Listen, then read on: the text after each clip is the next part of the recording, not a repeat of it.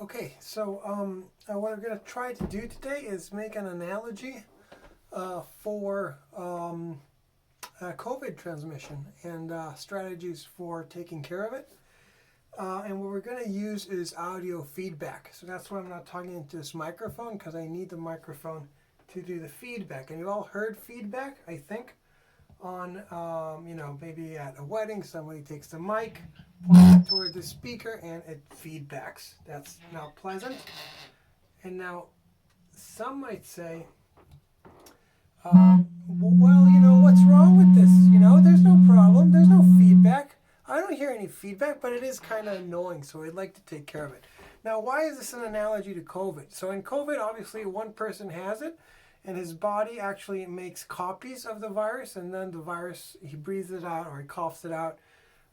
Some people think perhaps a fecal transmission has been mentioned sometimes, but the big thing is coughing and talking, and it's a respiratory illness, so it tends to go with that sort of thing. And in this case, what's happening is that there's noise coming into the microphone, gets converted to an electrical signal, goes into the mixer, this controls the volume, and then from there goes into the speaker where there's an amplifier that makes it. So the amplifier is kind of the analogy for the body, because from one virus that comes in, it makes many. This one from a small signal, it makes a loud signal. And then this gets, through the speaker cone, it goes into the air as vibration, it gets picked up by the microphone, and then the cycle repeats. Now in this case, you're not hearing feedback, because whenever there's like a little, like I tap it, there's going to be a little bit of signal going into this, but for every 1 unit of sound hitting the microphone, less than 1 unit comes back through the whole system.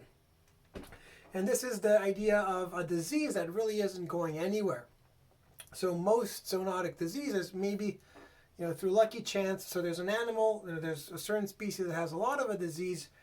Maybe there is one animal that is successful at passing it. Well, the virus passes from one animal into a human, but then it doesn't spread further, because unless he really shares blood with somebody, the disease isn't that good at transmitting in humans, and so it dies down. And this is the situation in which there's not enough proximity for this to work. Now, if the virus happens to be good, so how good the virus is going to be these volume sliders. And then if you make the virus very good, then you can have feedback even if you have distance. I really hope I'm not going to blow my speakers. If I do blow my speakers, I'm going to post my Venmo so I can buy new ones. So this would be the case of like an incredibly good disease that's spreading. As we make it better and better, even with this distance, it's very dangerous, okay? Now, the second idea is that the proximity. So with the virus, if I'm in the middle of the desert and I'm coughing it out, those viruses, they go in every direction, but they're all going to die before they meet. I mean, if I'm in the desert, I'm alone. If I'm in the desert with like a caravan, that's another problem. But if I'm in the desert with and I'm alone, as I cough out the virus dies over a period of a couple of minutes or days or whatever it is, before if it infects anybody else. But as I get closer and closer, even with not making the virus any better, the closer I am as a society, the more I'm going to get the feedback, okay? And if I'm the sort of society which, usually we live like this because, we're Italians and we're always in each other's face, and when the virus comes, that's going to be a problem, okay? We talk about, Sicilians are, more talk closer than Swedes, but we're all human, so it doesn't really matter. I mean, only an idiot would think like, oh, look at the disease that's happening in Italy, it's not going to happen here. It's going to, we're humans. It's going to happen. If it happens one place, it's probably going to happen everywhere. I mean, that's a safe assumption. Only an idiot would think something like that. So the first thing we can do is we can just, if we have a virus that is quite bad, I don't like the sound of that one, is we can just get a little bit further away, okay? And that's social distancing. So that means that more of the sound coming out is going around, it's hitting, this cover, it's getting absorbed, it's hitting the acoustic tiles, and it's sort of, we're getting rid of it that way. Of course, that's uncomfortable because we have to get far away. And also, it's hard to be sure because, obviously, if we put it completely far away, there's no feedback. If we put it very close, there's a lot of feedback. But it's really hard to know how close you can go. And the important thing is that this is an exponential system. So it has two stable conditions. There's the one in which there is no transmission, there is no feedback. And there's the other one, which is very annoying because there's a lot of noise, and in the case of the disease, there's a lot of death. But it's very hard because it's an exponential system. If you put it a little bit closer, it explodes. A little bit closer. It explodes. If you put it a little bit further, it goes away. But it's incredibly hard to dial in that middle. So strategies that are based on, we don't want, of course we don't want 300,000 dead, but maybe, 50,000. That's not the right strategy. You either don't have it or you have it. You either kill this thing or you just surrender and, yeah, sure, just walk right in, here's the fridge. Just do whatever you want. And, obviously some countries went with one of these strategies and some of these countries went with the other. But you need to have, you need to kill it. You have to have the killer mentality, not, sort of like scare the virus, not like, push, shove the virus, kill the virus.